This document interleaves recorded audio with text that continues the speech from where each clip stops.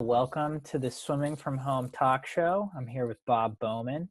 So the last time you had a swim meet was the men's Pac12 Championships. Yeah. Can you take me through how you kind of thought both women's and men's Pac12s went, and then kind of the next couple weeks after that, kind of how everything escalated? Sure. Well, I'll start with the women, and we had a really good meet. Some pretty significant times by Emma Nordine, to kind of lead the country in the 500, and did a solid 200 as well. I think I'm like a lot of people. I didn't have her fully ready for Pac-12s. Yeah. And she trained beautifully when she came home. So we were expecting some pretty big drops at NC2As that we're not going to get.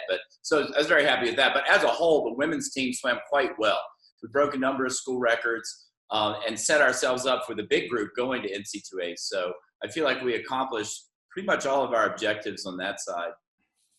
On the men's side, we just had probably the best meet we've had since I've been at ASU at Pac12s. Particularly in the relays, we were the top 10 in every relay. I think we were second in the 200 medley, third in the 400 free relay, and in the psych sheet for NC2As. So we're very happy, not only with those, but that the whole team really improved and made significant improvements over their lifetime best in that meet. So I was very, very happy with that. Yeah. When we got home, we just started our normal preparation like we would for NC2As. And then I guess on Thursday, we found out it wasn't going to happen. So things really just sort of shut down. But I feel like we were fortunate to have a championship meet where we really did well. And that kind of it will set us up for whatever comes next. Yeah. So I guess all the college kids are at home, I'm guessing. Yeah. Okay. And then your post-grads or pros are still able to train. Is that correct? One time a day. Yeah. At least for now. And it's kind of day to day.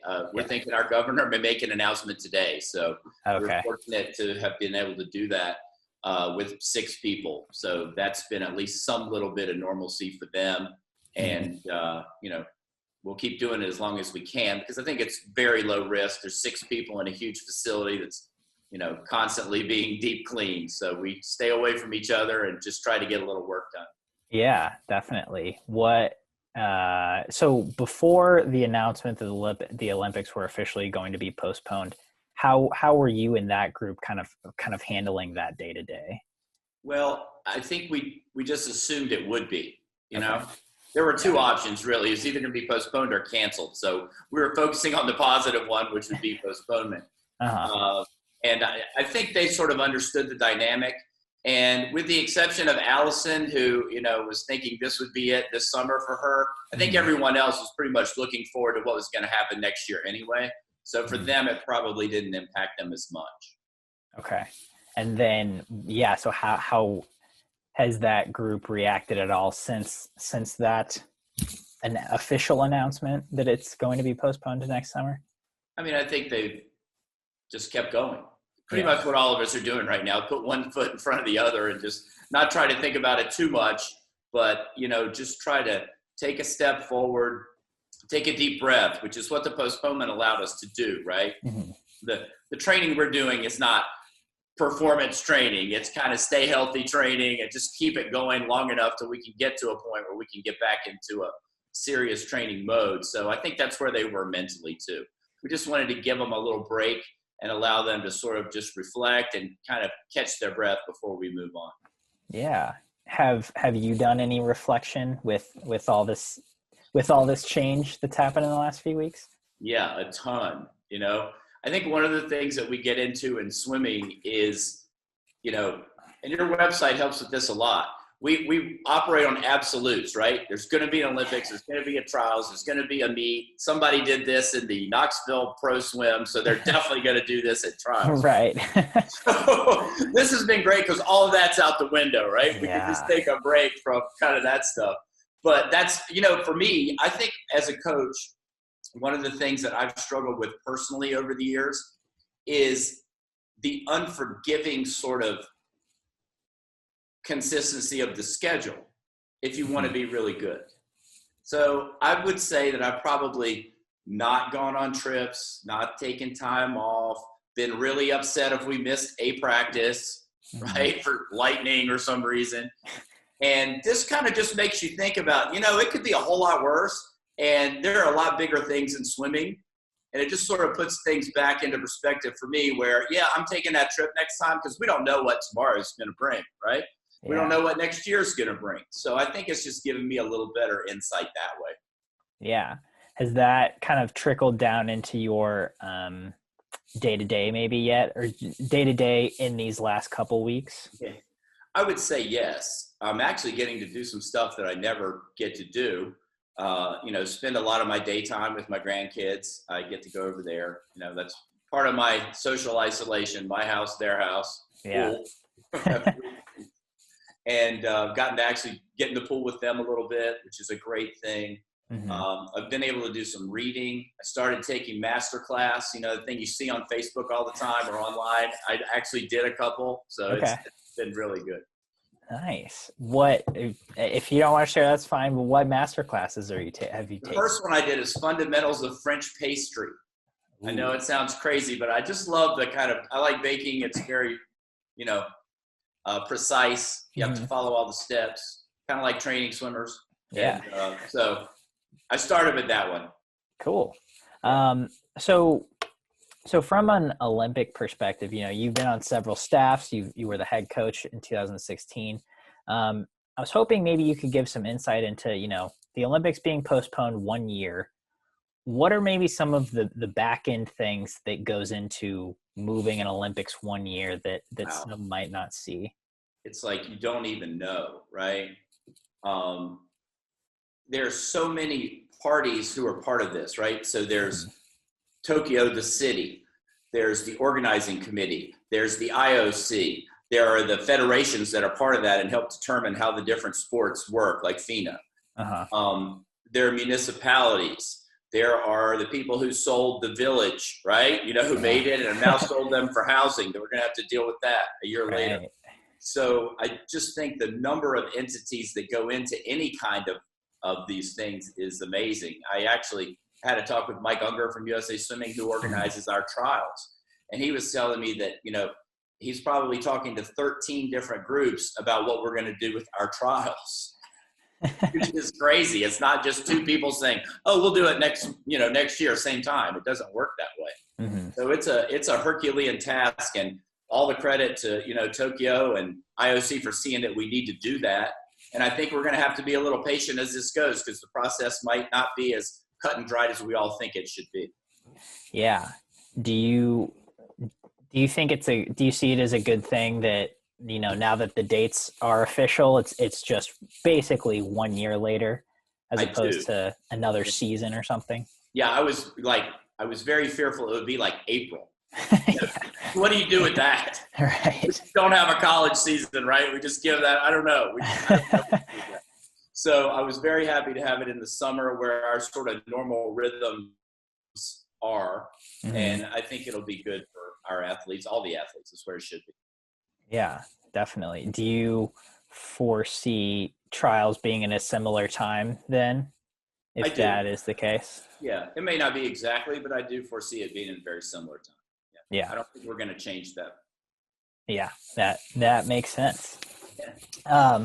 So in terms of NCAA and your collegiate team, do you know anything about what that might look like moving forward? I'm guessing that school's out for the rest of the year. It is. Pac12 said today, no organized activities until May 31st, which is basically the end of our school year. Okay. Yeah. And so that's pretty much all as a coach right now, right? Exactly. Yeah. That's all I know. We're hoping that's it. And by the time we get through the summer, we can start up again. And, but you can't really know at this time. Yeah. Gotcha. So, for all these athletes who aren't able to swim, do you think that might turn out being a positive for, I guess, just generally the sport of swimming moving forward? I think it can be. And, one of the things I get to do in all this time I have is walk a lot, think about stuff, listen to music. And I was thinking the other day how this time away, it's just like a giant pause, right? Everybody just pause. Mm-hmm. And during that time, I think some really useful reflection and perspective is going to come out of this, that, you know, there's life without swimming. You know, I used to not think that, right? I'm still here for some reason. And we can all take a time away, and when we come back, we'll appreciate it much, much more. You know, I couldn't wait right now to go to 6 a.m. practice and have my whole team walk out there and try to get them in the water, right? That would be the best thing I could do. And when we do get back to that point, it's going to mean twice as much as it ever did before because of this time. So I feel like there are some good things psychologically that can come out of this. I think there are a lot of good things physically if they learn how to find other modalities to kind of stay in shape. Usually swimmers are always carrying these nagging injuries, you know, shoulder, knee, something. Yeah. So here's a great chance to erase all that, right? And just start fresh. So I think there are some physical reasons it might be good for us as well. But in general, I think it's just made everybody look at life differently. And when we go back to what we perceive as normal, we'll really appreciate it a lot more. Yeah. So, you know, I think swimmers, like you said, there's no, the calendar, the amount of consistency can be backbreaking. You know, it's like there's very few breaks in swimming. Right. And I think one fear from a lot of athletes is like, oh, if I stay out of the water too long, you know, because I have no idea when pools might reopen. I don't think anyone does at this point. It could be months. Sure. But, you know, it's like, oh, I'm going to lose all my feel for the water. I'm going to stay out of shape. You know, what do you, as a coach who's been around swimmers a long time, you know, let's say people were worldwide allowed to get back in the pool June 1. Yeah. You know, and you had a group of swimmers come in who have stayed in very good physical shape but haven't swam. What do you think that might look like moving forward? Well, if they have good feel for the water, they're going to have it when they come back. I don't think some of you train into somebody, they either have it or they don't, right? Boomer has good feel for the water. I don't know how he got it, right? You know how he got it. But, you know, I didn't train that into him. He just has it. So that won't go away with these top level swimmers. And those that have, you know, done a good job training for years up to this point, there's a residual amount of infrastructure in their bodies that isn't going away either. Mm-hmm. There are capillaries and stuff like that are there. Now they have to be kind of reawakened when we get back in.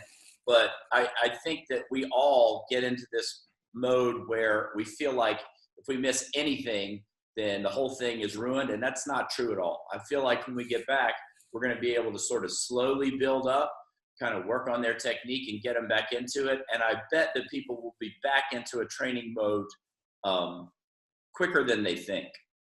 That's just what I think. I mean, we'll have to see, but I don't think it's going to be, you know, I've had people Michael took a whole year off, right?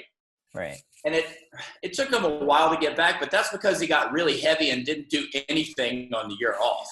Yeah. You know, if he came back now when he's been on a Peloton every day and he's, you know, lifting weights and stuff, it would be a much quicker process. So if people can kind of stay in shape and just stay strong, I think that's important. And everyone can do that. Everybody can do a push-up, right? You see it, you know, see 10, do 10, or see 100, do 100, whatever you want to do. But right. I think they can do that. And if they do it, the swimming part will take care of itself. Yeah. What have you incorporated anything into your exercise regime?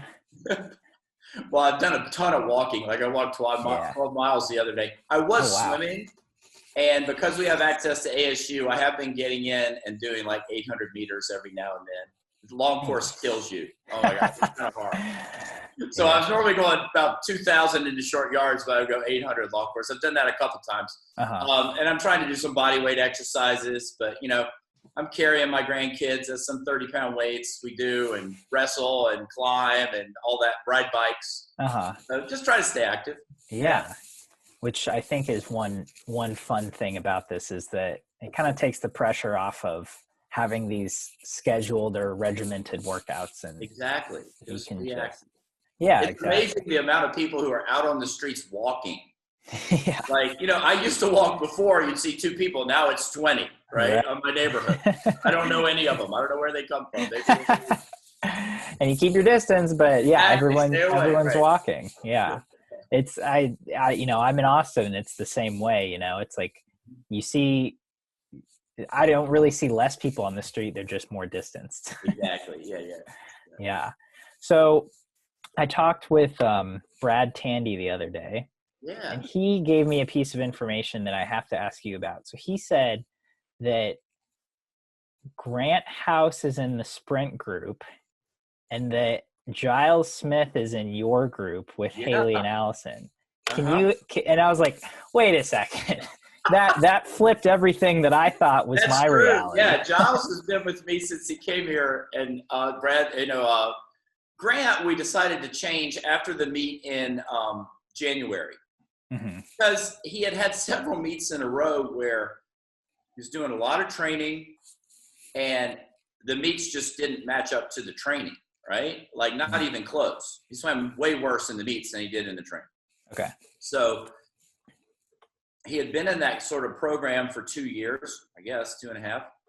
And we just felt like we needed to switch it up, Like I just wanted to completely kind of change his day-to-day environment and see how it went for a while. So after Knoxville, we did that until Des Moines.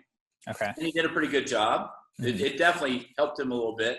So we're just kind of staying with that for a while during this period till we figure out what we're going to do. But so that's how that works. Now, Giles came in and he wanted to know what he could do to change his 100 fly.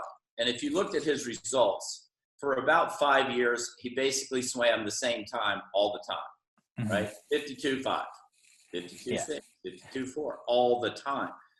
And we're talking about, well, what are you going to do to change? If you keep doing the same stuff, you're going to get the same result, right?